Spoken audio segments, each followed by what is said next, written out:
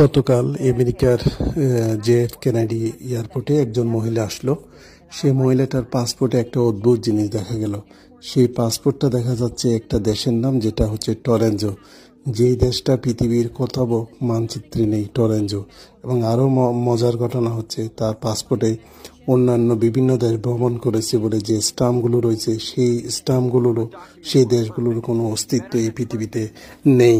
কিন্তু এই মহিলাটার যে পাসপোর্টটা ছিল, এই পাসপোর্টের মধ্যে যে বায়োমেট্রিক ছিল, সবগুলোই আসল, সবগুলোই সত্যিকার, একদম অরিজিনাল পাসপোর্ট।